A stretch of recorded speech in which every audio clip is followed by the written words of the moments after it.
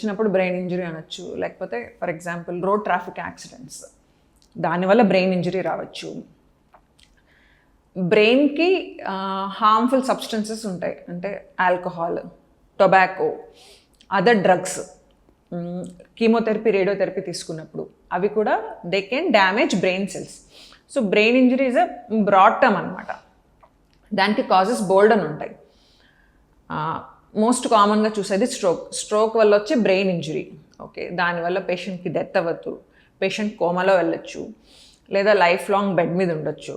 దానికి సంబంధించిన consequences, injury ఎంత సివియర్గా ఉంది, పేషెంట్ ఏజ్ ఏంటి, ఎన్నిసార్లు రిపీటెడ్ ఇంజరీ అయింది అన్న దాన్ని బట్టి ఉంటుంది.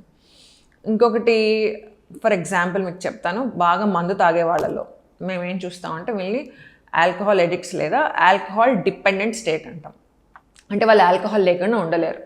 ఎన్నిసార్లు అడ్మిట్ అయినా కూడా, ఎన్ని కాంప్లికేషన్స్ వచ్చినా కూడా దే ఎండప్ మళ్ళీ ఆల్కహాల్ తీసుకోవాలనుకుంటారు. వాళ్ళ అడిక్షన్ స్టేట్లోకి వెళ్ళిపోతారు. And under the influence of alcohol ఏమవుతుందంటే వాళ్ళు కింద పడిపోవడం, వాళ్ళకి రిపీటెడ్ హెడ్ ఇంజరీస్ అవ్వడం, అక్కడక్కడ బ్లీడింగ్ అవ్వడం, దానివల్ల రిపీటెడ్గా బ్రెయిన్ ఇంజరీ జరుగుతూనే ఉంటుంది over months and years. And వాళ్ళు ఇంకా తాగుతున్నారంటే వాళ్ళకి ఫిట్స్ రావడం, బ్లడ్ క్లాట్ అవ్వడం, బ్లీడ్ అవ్వడం, రిపీటెడ్ బ్రెయిన్ ట్రామా అవ్వడం, బ్రెయిన్ ఇంజరీ జరగడం వల్ల పేషెంట్ క్వాలిటీ ఆఫ్ లైఫ్ పడిపోతుంది. అండ్ ఎవెన్చువల్లీ హాస్పిటలైజ్ అవ్వడం, బెడ్ రిడన్ అవ్వడం, వెంటిలేటర్ మీదకి వెళ్ళడం, లేదా చనిపోవడం వంటి చూస్తున్నాం.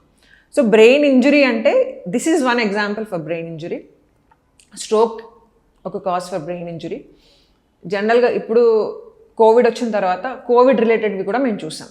కోవిడ్ రిలేటెడ్ బ్రెయిన్ స్ట్రోక్స్ లేదా వ్యాక్సిన్ రిలేటెడ్ బ్రెయిన్ స్ట్రోక్స్, వీటి వల్ల కూడా బ్రెయిన్ ఇంజరీ అయ్యే ఛాన్స్ ఉంటుంది.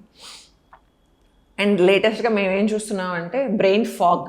బ్రెయిన్ ఫాగ్ అంటే యంగ్ పేషెంట్స్లో, software employees, for that matter anyone, excess stress levels ఉండడం, స్లీప్ సైకిల్ సరిగ్గా లేకపోవడం, ఫుడ్ సరిగ్గా లేకపోవడం, ఓకే, ఫర్ వేరియస్ రీజన్స్ అలవాట్లకి ఎక్కువ లోన్ అవడం, వీటి వల్ల ఈ బ్రెయిన్ ఫాగ్ అనేది చూస్తాం. Brain fog if not addressed మళ్ళీ ఎవెన్చువల్గా బ్రెయిన్ ఇంజరీకి వెళ్ళిపోతుంది. అండ్ అగెయిన్ బీపీ ఉన్న వాళ్ళలో, షుగర్ ఉన్న వాళ్ళలో, అబ్నార్మల్ కొలెస్ట్రాల్ లెవెల్స్ ఉన్న వాళ్ళలో, ప్రీవియస్గా హార్ట్ అటాక్ లేదా బ్రెయిన్ స్ట్రోక్ వచ్చిన వాళ్ళలో, ఫ్యామిలీ హిస్టరీ ఉన్న వాళ్ళలో ఈ బ్రెయిన్ ఇంజరీ ఛాన్సెస్ ఎక్కువ ఉంటాయి. అంటే బ్రెయిన్కి జరిగే డ్యామేజ్ ఎక్కువ ఉంటుంది.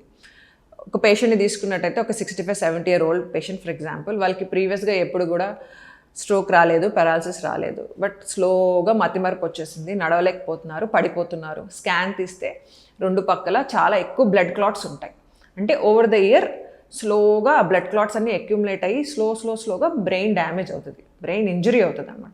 దానివల్ల పేషెంట్ మా దగ్గరికి వచ్చేటప్పటికి డిమెన్షియాలో వస్తారు. ఎంతో కొంత డిమెన్షియాలో అంటే మతిమరుపు ఉంటుంది, బిహేవియరల్ అబ్నార్మాలిటీస్ ఉంటాయి, పిచ్చి ప్రవర్తన ఉంటుంది, ఫిట్స్ రావచ్చు, వణుకు రావచ్చు, పడిపోవచ్చు, బ్యాలెన్స్ ఇష్యూస్ ఉంటాయి, తినలేరు, మింగలేరు. ఇంకా అలా ప్రోగ్రెస్ అయ్యే కొద్ది కూడా ఆ డిమెన్షియా అనేది వర్స్ అవుతుంది అన్నమాట. So even this is a type of brain injury. జనరల్గా ఈ సెట్ ఆఫ్ పేషెంట్స్ ఎలా ఉంటారు అంటే బీపీ షుగర్ ఎప్పటి నుంచో ఉండి కంట్రోల్లో లేక మోర్ దెన్ 60-70 years వాళ్ళలో మేము ఇలాంటి సిమ్టమ్స్ చూస్తాం అన్నమాట. So there are many causes for brain injury.